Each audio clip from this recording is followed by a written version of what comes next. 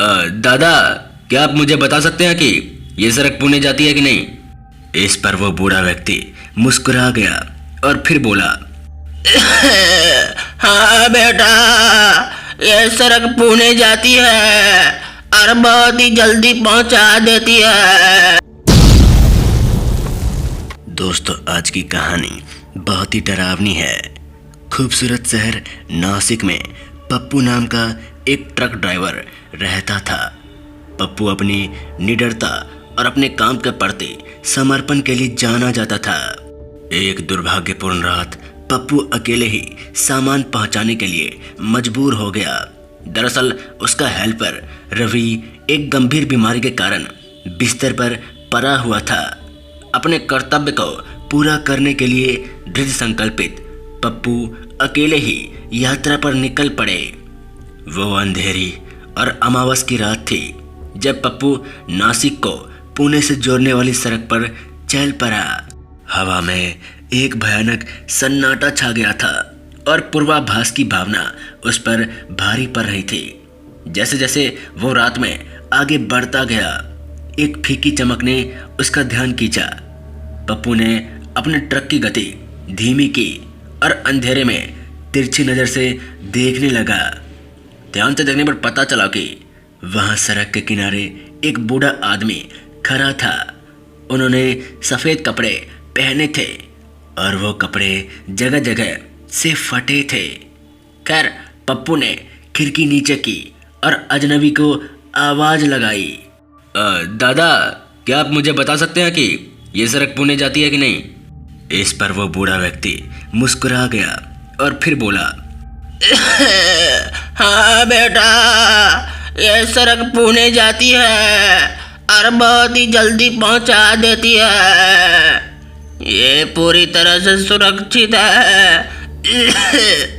उस बूढ़े व्यक्ति की सलाह के लिए आभारी पप्पू ने सर हिलाया और उन्हें धन्यवाद दिया। राहत की भावना के साथ उसने गैस पैडल पर कदम रखा। ट्रक एक बार फिर से सक्रिय हो गया। जैसे जैसे वो सड़क पर आगे बढ़ता गया, वो इस भावना से उभर नहीं पाया कि कुछ तो गड़बड़ है। मिनट घंटों में बदल गए और सड़क खत्म ही नहीं हो रही थी। ऐसा लग रहा था जैसे वो बार बार एक ही रास्ते पे आ रहा हो। पप्पू की बेचैनी बढ़ती जा रही थी। स्टीयरिंग व्हील पर उसकी पकड़ मजबूत होती जा रही थी। परिवेश बदलने लगा। पैर विचित्र आकार में बदल गए और ठंडी हवाएं अचानक से आने लगी, जिससे उसकी रीढ़ में कपकपी होने लगी। अचानक पप्पू की नज़र सामने सड़क के बीचों बीच खड़े एक व्यक्ति पर पड़ी। टक्कर से बचने के लिए उसने तुरंत ब्रेक लगा दिए। ट्रक फिसलकर रुक गया। डर से कांपते हुए पप्पू ने शीशे से झांक कर देखा। वो बूढ़ा आदमी था।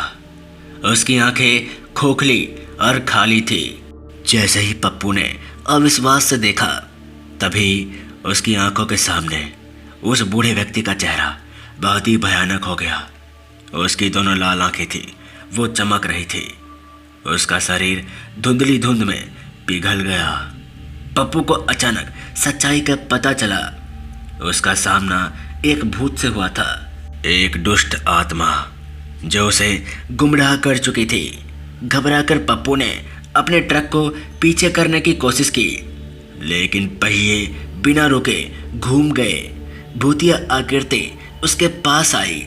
उसकी अलौकिक उपस्थिति उसके शरीर में आतंक की लहरें भेज रही थी। पप्पू के दिमाग में बूढ़े की आवाज गूंज उठी। भूतिया आवाज में वो बूढ़ा आदमी फुसफुसाते हुए कहता है, तुम्हें मुझ पर कभी भरोसा नहीं करना चाहिए था पप्पू। ये सड़क भूतहा है और अब तुम्हें इसकी कीमत चुकानी पड़ेगी। ये सुनते ही पप्पू का दिल जोरों से धड़कने लगा, क्योंकि उसे एहसास हुआ कि अब बचने का कोई रास्ता नहीं है। द्वेष से भरी आत्माओं ने ट्रक की खिड़कियां और दरवाजे पर पंजे मारे। उनकी भयानक चीखें रात भर गूंजती रही। आत्माओं का बर्फीला स्पर्श खिड़कियों के माध्यम से रिस रहा था और उसे हड्डी तक ठंडा लग रहा था। बाहर निकलने के लिए बेताब वो मदद के लिए कॉल करने की उम्मीद में अपने फ़ोन को टटोल रहा था, लेकिन जैसा ही वो उसके पास पहुंचा, फ़ोन उसके कांपते हाथ से फिसल गया और उसकी पहुंच से दूर ट्रक के फर्श पर गिर गया। आत्माएं अंदर बंद हो गई। उनके अलौकिक रूप वाहन पर दबाव डाल रहे थे। पप्पू मुश्किल से सांस ले पा रहा था। उसका दिल उसकी छाती से फटने को हो रहा था। हताशा के अंतिम चरण में पप्पू ने अपनी आंखें बंद कर ली और वो प्रार्थना जपना शुरू कर दिया, जो उसे बचपन में उसकी मम्मी सुनाई करती थी। उसकी आवाज़ डर से कांप रही थी, लेकिन उसने शब्दों में विश्वास और हताशा का हर कण डाला। आत्माएं पीछे हट गई।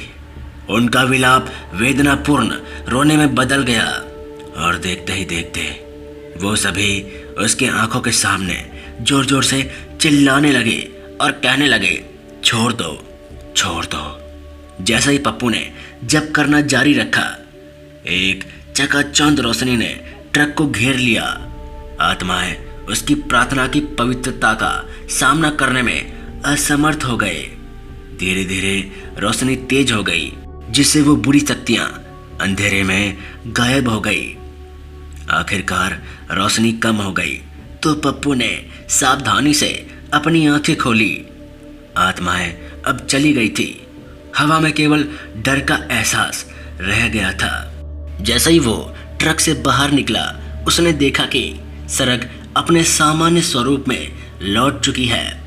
मुड़े हुए पैर अब सीधे हो चुके हैं और हवा में अब गर्माहट वापस आ चुकी है। हिले हुए लेकिन दृढ़ निश्चयी पप्पू ने अपना फ़ोन निकाला और सहायक के लिए फ़ोन किया। समय गुजरता गया।